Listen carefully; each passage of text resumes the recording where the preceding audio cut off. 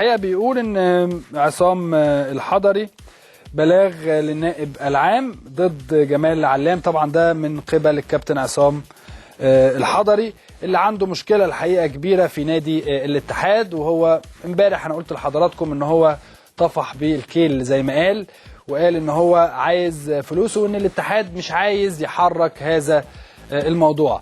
ناخد الاستاذ هشام محامي الكابتن عصام. ازي حضرتك يا استاذ هشام؟ انا كابتن الحمد لله تمام. قول لي يا استاذ هشام، يعني ايه الموضوع ووصلتوا لغايه فين؟ الموضوع اللي انا توصلت اللي انا حصلت على قرار من لجنه شؤون اللاعبين. بالفعل حصلت على قرار يعني؟ ايوه، بإلزام نادي الاتحاد بدفع مبلغ مليون و100. تمام. هذا القرار كان سنه 2012. تمام. وعدى مواعيد التظلمات والالتماسات واصبح هذا القرار نهائي واجب النفاذ فورا. تمام. الا ان احنا فوجئنا بجواب صادر من شؤون اللاعبين في 1/8 باعطاء نادي الاتحاد مهله شهر تنتهي في 1/9 لسداد المبلغ. 1/9 الحالي؟ ايوه. نعم. عدت المهله الشهر ولم يتحرك الاتحاد ساكنا. لم يتحرك ساكنا. نعم. رغم غياب لجنه شؤون اللاعبين ورغم عدم وجود مجلس اداره في هذا الموضوع. نعم. من جانب الاتحاد. فانا مش عارف القرار ده طلع من انه مشرف او من انه عضو، هل له صفه من عدمه؟ نعم. ومع ذلك انتهت المهله من 1/9 وحتى هذه اللحظه اللي بتكلم فيها حضرتك لم يصدر قرار في هذا الموضوع. فلجأت للاتحاد الدولي بشكوى ضد الاتحاد المصري متمثلا في رئيسه. استاذ هشام، يعني حضرتك قدمت شكوى بالفعل للاتحاد الدولي؟ ايوه. تمام. ضد رئيس الاتحاد المصري والمشرف العام على لجنه شؤون اللاعبين. نعم. قلت ان ما فيش لجنه شؤون اللاعبين حتى هذه اللحظه. طب مين اللي اصدر هذا القرار؟ الله اعلم. والمصلحه من هذا القرار الله اعلم. نعم. انا مش عارف. فانا ساقوم في خلال الساعات القادمه بالاتفاق مع الحارس الدولي عصام الحضري ببلاغ للنائب العام اتهم فيه رئيس مجلس اداره الاتحاد المصري والمشرف العام على لجنه شؤون اللاعبين باصدار هذا القرار. طيب، يعني خليك معايا يا استاذ هشام. انا معايا المستشار حازم ابو هاشم رئيس الاتحاد السكندري. ازي حضرتك يا فندم؟ ويعني الاتحاد السنه دي احنا شايفين ان هو عنده صفقات جميله الحقيقه السنه دي. اعتقد ان دي سنه ان نادي الاتحاد كمل 100 سنه، مش كده يا فندم ولا لا؟ اولا كل سنه وانت طيب. حضرتك طيب يا فندم. حضرتك طيب. واحنا طبعا السنه دي عندنا مئويه. نعم. فعشان كده لازم يبقى شكلنا في الدوري العام حاجه يعني تليق بالنادي صاحب المئويه.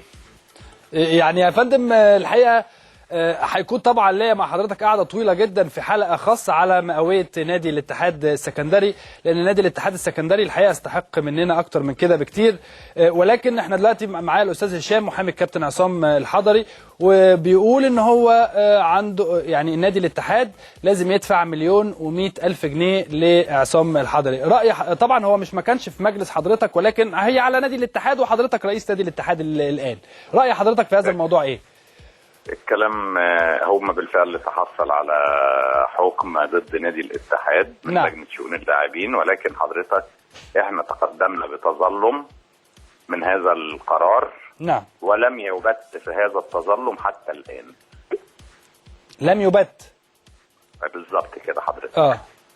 طب يعني حتى لو تم البت فيه يا فندم وقال ان خلاص لازم تدفع الفلوس، يبقى اعتقد ان انت لازم تدفع الفلوس، لازم تقعد مع عصام وتدفع الفلوس، مش كده؟ ده اكيد طبعا. ده حقه، يعني هياخده اكيد. احنا نادي الاتحاد مش هناكل حق حد. نعم. بس في نهايه الامر في حكم بيطلع، لما يبقى هذا الحكم نهائي ويبقى واجب السداد عليا ان انا اسدد هذا المبلغ هسدده. انما اعتقد نعم. ان في لجنه التظلمات هيكون لها شأن اخر، لان في مبلغ كده في النص تايه. طب ليه يا فندم يعني ما نقعدش مع بعض؟ عصام لعيب كبير وحضرتك رئيس نادي كبير جدا، ليه ما نقعدش مع بعض ونخلص الموضوع ده ودي؟ لازم يبقى فيه محاكم والكلام ده ولا؟ انا بالنسبه لي حضرتك بس كابتن اسلام، اتفضل يا فندم. الوضع ده كان مع رئيس النادي السابق. انا اول كلامي قلت كده يا فندم، قلت ان حضرتك كنت وانا بالنسبه لي حضرتك انا بحل كل المشاكل، لان نادي الاتحاد اكبر من ان هو يكون في هذا الامر ويدخل في مشاكل ما بينه وما بين اي حد. نعم بالظبط. وبالتالي انا بمد ايدي لاي حد حضرتك عايز يجي يتفاوض معايا، انا تحت امر. طيب احنا معانا الاستاذ هشام العقاد محامي الكابتن عصام. استاذ هشام، رايك في الكلام ده ايه؟ والله اولا هذا القرار بعد اسم المستشار ده بقى اتفضل. لان عدى موعد التظلمات، لان القرار طلع في 2012. نعم. وانا مقدم التظلم في المده القانونيه في 2012 برضه يا استاذ هشام. غير موجود اي اوراق خاصه بالتظلمات في الاتحاد داخل حضرتك. انا عندي صورها، انا عندي صور اللي انا متقدم بيها الاتحاد الكوره في لجنه التظلمات. كويس. اتفضل يا فندم اتفضل. والورق موجود عندي صوره وباختام اتحاد الكوره. كويس. نعم. الفيصل في هذا الامر ما بيني وما بين الاستاذ هشام هو اتحاد الكوره، اذا كان قد تسلم هذه المستندات او لم يتسلمها.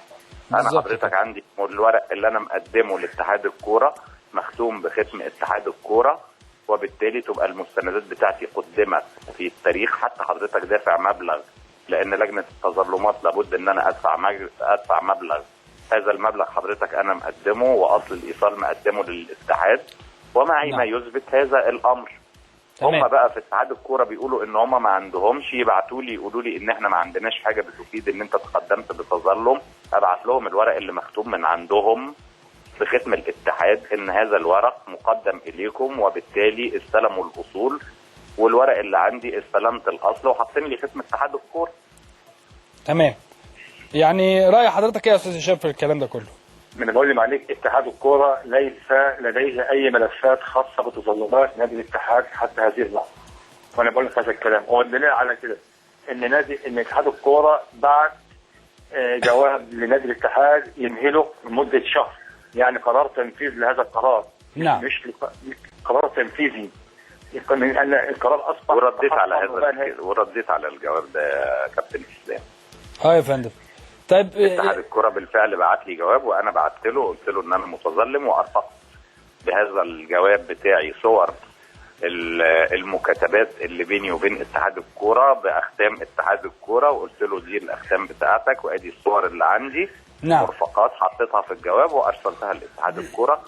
يعني الموضوع قيد الدراسة يا فندم بقى ما بين الاتحاد وما بين عصام وما بين نادي الاتحاد. بالظبط كده. طيب يعني استاذ هشام اشكرك شكرا جزيلا سياده المستشار. ان شاء الله هيكون معايا حضرتك حلقه عن تاريخ نادي الاتحاد. اشكرك يا فندم المستشار حازم ابو هشام رئيس نادي الاتحاد السكندري على وجودك معنا وتوضيحك للرؤيه في هذه الامور. يعني الامور فيها لسه كلام ما بين الكابتن عصام الحضري او الاستاذ هشام كابتن عصام محامي الكابتن عصام الحضري، وايضا الاستاذ حازم ابو هاشم رئيس الاتحاد السكندري واتحاد الكره. يعني هنشوف سجال في هذا الموضوع خلال الفتره القادمه.